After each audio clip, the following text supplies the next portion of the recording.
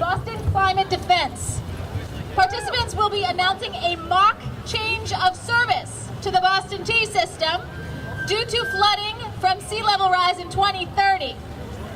The group will then go on to other participatory actions at Faneuil Hall. We'll be creating a new world, one that is cleaner, more democratic, and with economic equity. You know, when your kids and your grandkids ask you, what did you do in the face of this threat? You can say, I fought the fight, I helped save the planet. Get to it. We had over 140 endorsers and partners in this particular rally. We want to especially thank the Massachusetts Nurses Association, 1199, Jobs with Justice, United Food and Commercial Workers, yeah, and the entire Wage Action Coalition. Let's give it up for all those folks and all the ones I forgot. Let's see, in the streets and in the courts. In the streets and in the courts, I'm gonna let it shine. In the streets and in the courts, I'm gonna let it shine.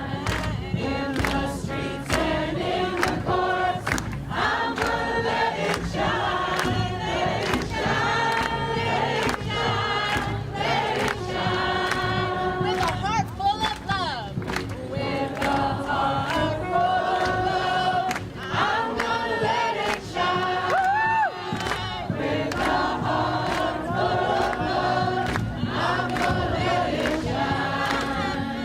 With a heart full of love, I'm gonna let it shine. Let it shine, let it shine, let it shine. Teach you a little song that we're going to sing along with it, and the moves, and they're really easy. So if you want to participate, there are many different actions that will happen at Faneuil Hall. If dancing's not your thing, we'll find another way for you to plug in.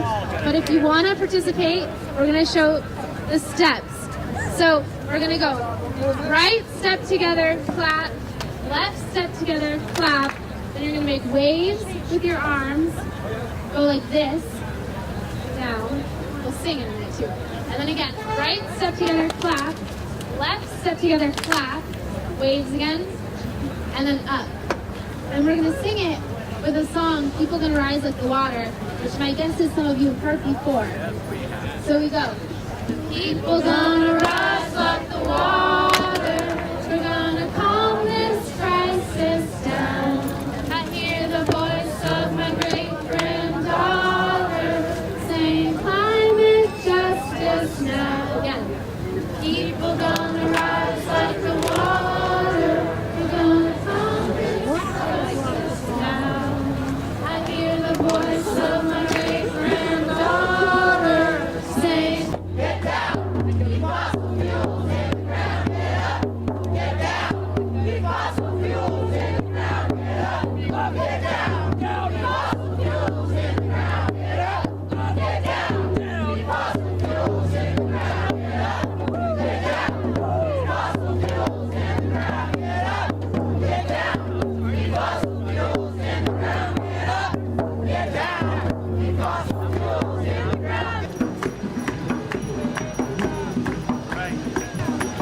Today was good, yeah. It was good to see a lot of people out here today protesting and saying we need to keep all the fossil fuels in the ground.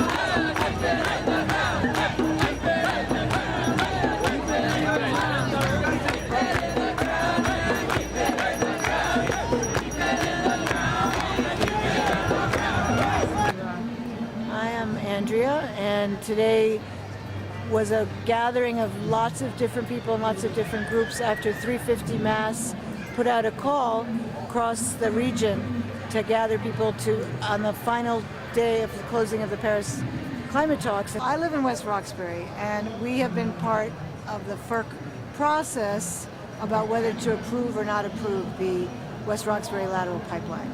This process has proven to us that it's completely pointless that any of us should participate in it, because we'd show up at these hearings and there'd be like 200 people talking about how dangerous and what kind of concerns we have. And one group that would say from the unions or saying that at these hearings there would be so many people speaking out against the pipeline and their concerns, and yet none of that is reflected in any of the decisions. This is an important issue, I've heard and I that hope you remember there's it. never been a pipeline that FERC didn't love, and I actually spoke with one of the women at the Atlantic Bridge meeting at Weymouth, which is further behind our process, and she said, "Oh, that's not true." And she thought back of the hundreds of pipelines that they've approved, and there was one where there was some technical glitch, and they didn't really even want the pipeline anyway. So she couldn't come up with any pipeline that they didn't approve. And the joke of it is that all these people who are the commissioners at FERC are all people who have worked for the fossil fuel industry, right? And of course they say, well, they have to be there because they have the expertise, but they completely have a vested interest in having these pipelines approved. And it's a complete, utter sham that I mean, plus it's a total waste of taxpayer money. They spend hours and hours having these hearings, the scoping hearing and the open house and the various things, and they get approved anyway, no matter what. So it's a waste of taxpayer money. And our Senate. So today we gathered at the Boston Commons. People came from all over the region to express our concern about the fact that the Paris climate talks just closed and really very little was accomplished. Hardly any decisions that are actually going to make a difference occurred. And at the same time that they're not doing anything, I live in West Roxbury, where 2 blocks from where they're putting in a natural gas pipeline, which is part of this huge, massive onslaught of pipelines from throughout New England, because they're trying to get the natural gas from the fracking fields in the Marcellus Utica Shale of Pennsylvania, Ohio, and West Virginia. And they say it's cheap, and their whole idea is to build these huge pipelines out to the Atlantic coast, where there's going to be liquefied natural gas export harbors, and they want to sell it to Europe and Asia, where they pay 3 times as much for the gas that they pay here. And there's even been letters. 14 U.S. senators wrote to Secretary of Energy Muniz protesting this rapid growth of the pipeline of the export harbors and approval in Maine and Nova Scotia and New Brunswick, because they know that if they're selling this natural gas over to Europe, it's going to raise the price for business here locally. So even economically, it's a crazy thing. And it's been shown that methane is 87% or 83 to 85% worse than carbon, it turns out, partially because of the leaks. And in Boston alone, there's 2,000 leaks. And if they just would fix the leaks, that would be more than enough, and that we actually pay for and we're taxed for, that if they fix the leaks, we'd have enough gas for the gas that they're supposedly bringing into us. Maura Healey, our Attorney General, just did a study that, I don't know if you've seen that, to show that we don't need this new capacity pipeline. Anyway, but so we met today, and it was very great because people came from all over, and we're meeting each other and realizing that in all these small communities, especially frontline communities where they're building these pipelines, we are finding each other and learning new skills to work together to expose FERC, to show how ridiculous FERC is, and we're going to keep it in the ground, shut them down. They'll be singing in that land. They'll be singing in that land. They'll be singing. Take a blue. A little blue. One little blue for you, good sir. They'll be singing. Ho, ho, ho, ho, ho. Certainly you may, little boy. What of those would you like for Christmas? Ho, ho, ho, ho, ho. What button would you enjoy?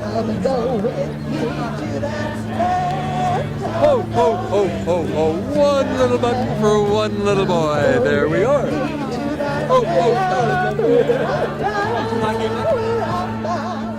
Come and go with me to that land. Come and go with me to that land.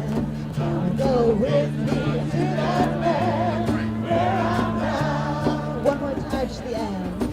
Come and go with me to that land. Where I'm bound. One more time. Come and go with me to that land. Where I'm bound.